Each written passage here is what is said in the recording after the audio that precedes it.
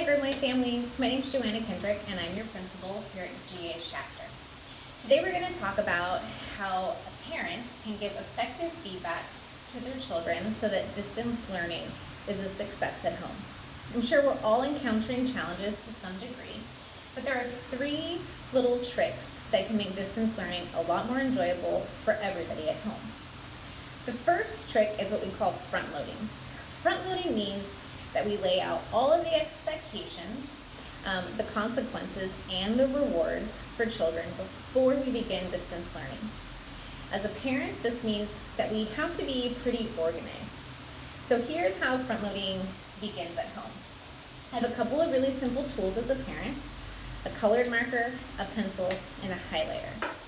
And I'm going to take my child's packets. Wow, this is a pretty big one for 6th graders. And I'm going to take them apart first. Reading log is going to go separate. I have my cover to my packet, open it up to my checklist, and then the actual work. For my kindergartner, it's similar. Reading log comes out, and then I'm going to actually pull the packet apart and only pull out the work that needs to be done for this day. So this was Tuesday, nice and together in a packet. Okay? So now I'm ready to front load. I grab my highlighter and I sit down with my children and I have a conversation. Today we need to do the work that is highlighted, and I go over it with them. We highlight what needs to be done for the day. Be really realistic. If you only have 30 minutes to sit and do distance learning, then only highlight 1 or 2 items on the checklist. If there's more left over, then they can finish it later in the week or on a weekend when there's more time. Do that for each of the kids. For my kindergartner, I'm going to highlight the top of the paper. That tells her that she needs to do it. And then we set expectations. A third tool that's really great to have is your timer. I just do this on my cell phone. So front loading sounds something like, we're going to work for 30 minutes, set my timer for 30 minutes. Mommy needs you to do the highlighted items. If you need help, I'll be right here doing my own work and you can help me. If you finish all of your work, then you get to have ice cream for dessert tonight. If you don't finish all of the work, or you throw a fit, or have a bad attitude, then you're going to lose technology time tonight. That's either their cell phones or their tablets. There won't be any time. After you've front-loaded them with the work that needs to be done, they know exactly how much needs to be done, how much time they have, they're working for a reward, and they also know what the consequence will be if they aren't successful. Then we can stay cool, calm, and collect while we're doing the work because they know the reward and they know the consequence. So if they're struggling, sometimes it sounds like, I see that you're struggling. You can make a good choice and change your attitude, or you can make a bad choice and continue down this path, but you know you won't get technology time if you do that. I say cool, calm, and collect, and then you just can give the reward or the consequence. If it gets too rough, then you just end your distance learning session, but you don't let the work go. So you'd stop your timer and say, we're not having success right now. We have 15 minutes left, but we need to take a break. Set the timer aside and set the work aside. Give them a break, and after the break, they come back and the work is still there and they still have 15 minutes to work. So the work doesn't go away, but it's okay to give breaks if things get too stressful. Front loading also includes sharing your daily schedule with your student. So in the packet, there is a daily schedule that is suggested. This is nice to post around the house and to highlight as you go through the day. That way the children know what is coming and what's expected. Front loading is a super important tool that we can use as parents to make distance learning successful.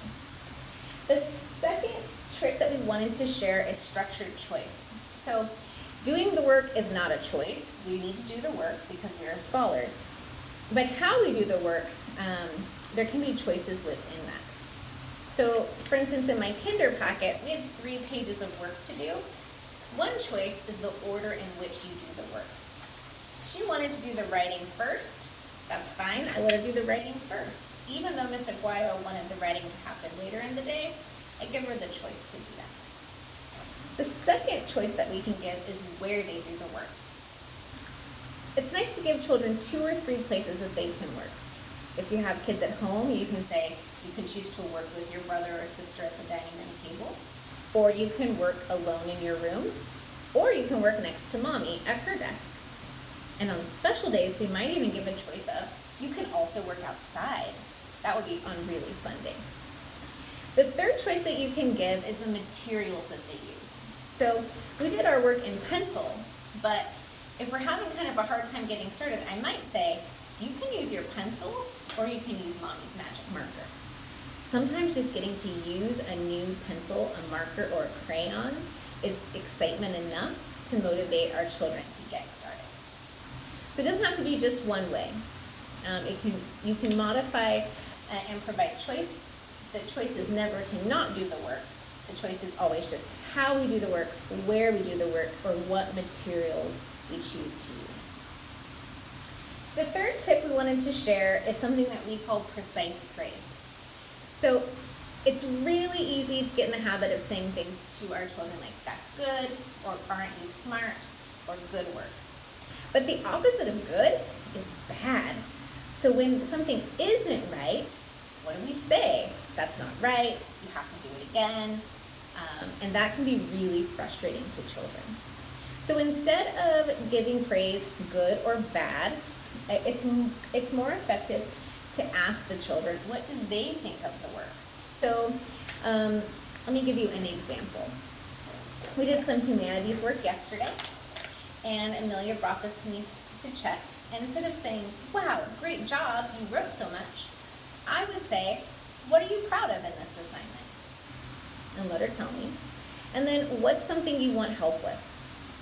She might say nothing, it's fine. Then I would say, well, what's something you want to improve or do better at next time? Asking open-ended questions gives our children the opportunity to tell us what they need and tell us what they are proud of, instead of imposing our own opinion on their work, which can really limit their growth mindset and how they think about themselves. Sometimes they'll bring work to us and it's just totally wrong though, right? Like we did an addition page the other day and